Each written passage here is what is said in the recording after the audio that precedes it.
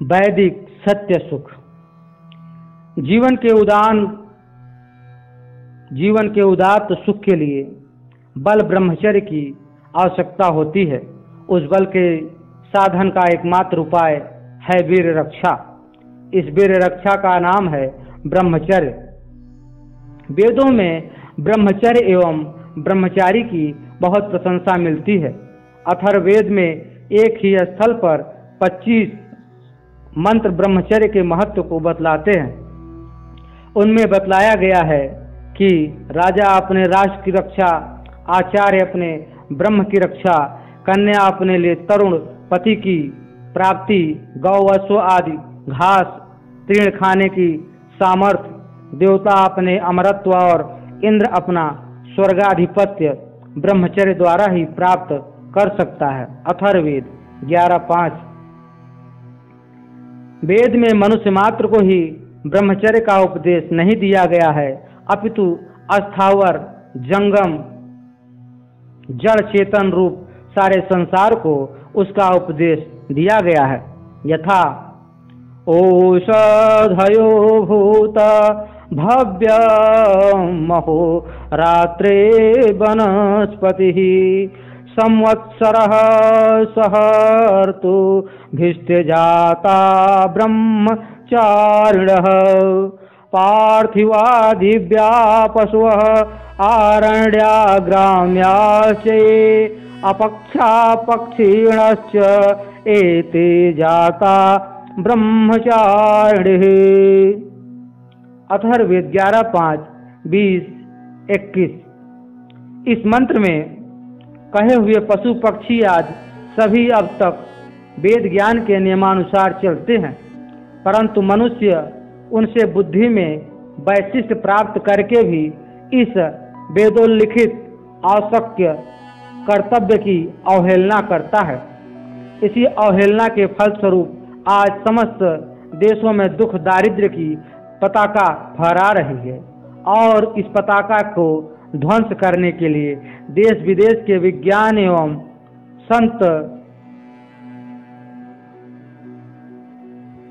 संतित शास्त्र के विशेषज्ञ संतति निग्रह की आवाज उठा रहे हैं तथा उसके लिए अवैध उपायों का भी निर्देश करते हैं। यदि अब भी मनुष्य समाज अपने नियम ब्रह्मचर्य पर अटल हो जाए तो उसका परम कल्याण हो सकता है। सतपथ, गोपथ आदि ब्राह्मणों में तो यह बतलाया गया है कि ब्रह्मचारी के ऊपर मृत्यु भी अपना असर नहीं कर सकती है। यथा ब्रह्मवै मृत्यवे प्रजा प्रायश्च शतं तस्मै ब्रह्मचारिणमेव न प्रायश्च शत। परमेष्ठी प्रजापति ब्रह्म ने संपूर्ण संसार को मृत्यु के अधिकार में कर दिया, परंतु ब्रह्मचारी को उसके अधिकार में नहीं किया। ऋग्वेद ने ब्रह्मचारी को देवताओं का एक अंग बतलाया है और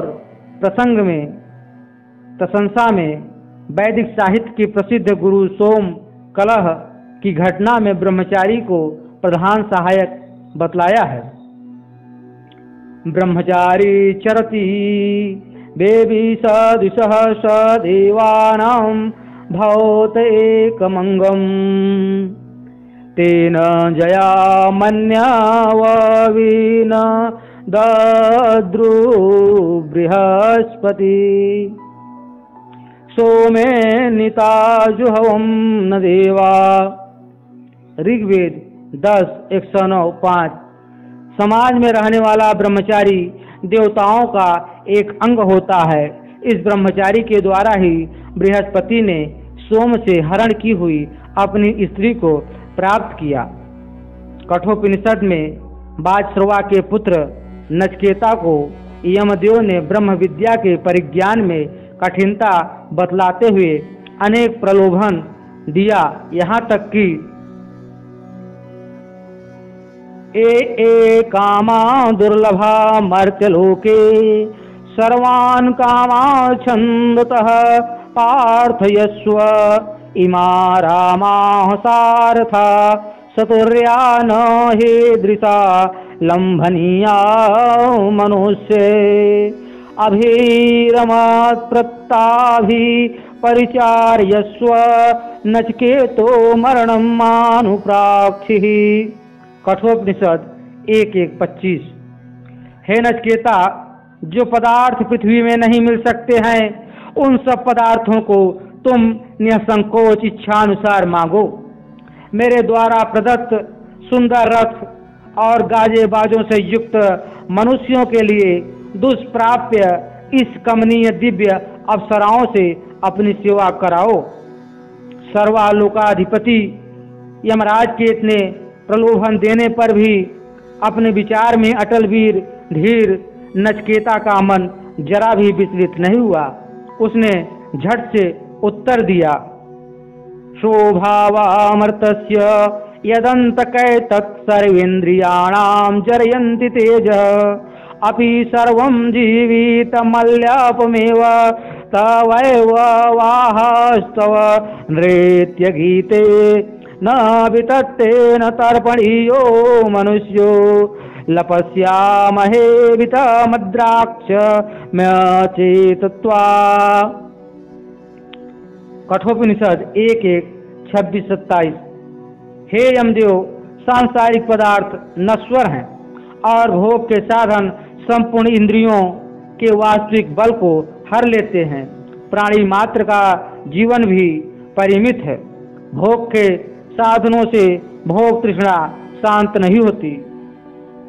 यथा न जातु कामः कामानामुपभोगेन साम्यति। इसलिए थोड़े से जीवन के लिए इस नश्वर अशांतिप्रद नृत्य गीत रथ अप्सरा आदि को रहने दे। आपके दर्शन से हमें सब कुछ मिल गया।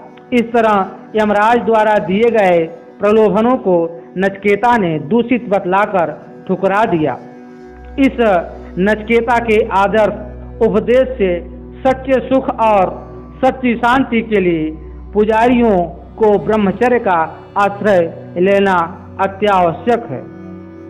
ब्रह्मचर्य के लिए आहार कर्म खान पान भी विचार रखना अपरमावश्यक है।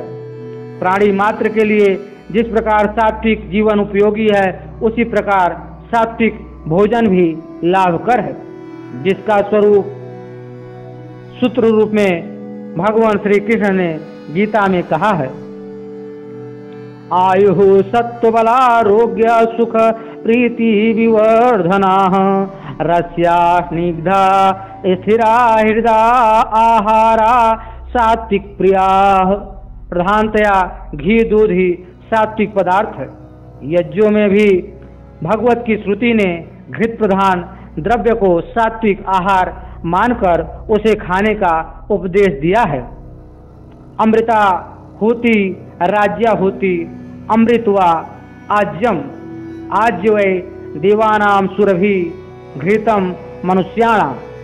घृत अमृत है। घृत खाना यानी अमृत को पीना है।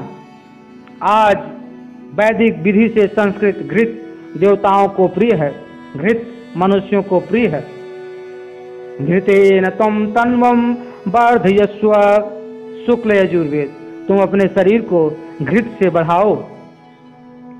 पैसोरेतः आवृतं तस्य दोहमसीमाह युततरा मूततरा समाम। यजुर्वेद 38-28।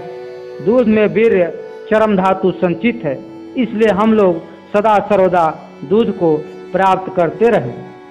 पैसा शुक्रमृतम जनित्रम सूर्या मुत्राज जनयंतरेतः अपामां मतिं दुर्मतिं बाधमानम्। यजुर्वेद 11:19-84। अश्विनी देवता दूध से दुर्बुद्धि को नाश करके अमृत स्वरूप शुद्ध जीवन वीर्य को उत्पन्न करते हैं। वाक साधन सात्विक जीवन के लिए वाक साधन भी परमावश्यक है। यह 2 प्रकार का है। स्ववाक साधन अपनी वाणी को सदा शुद्ध लोकप्रिय रखना। सक्तुमिव तितर्णा पुनंतो यत्र धीरा मनसा वाचम कृत अत्रा सखाय सख्यानि जानते भद्रेशाम लक्ष्मीर निहिताधि वाची। ऋग्वेद, विद्वान मनुष्यों चलनी से छाने गए सत्तू की तरह मन से विचार कर वाणी का प्रयोग करते हैं। जिस वाणी के बल से अमित्र भी मित्र होते हैं और उनकी वाणी में भद्रा कल्याण करने वाली लक्ष्मी सदा सन्निहित रहती है। परवाक साधन दूसरों की वाणी को अपने अनुकूल करना। चतुश्चीरम बदमाना दिभियादा निधातु न दुक्तराक्ताय स्पृहेत। ऋग्वेद,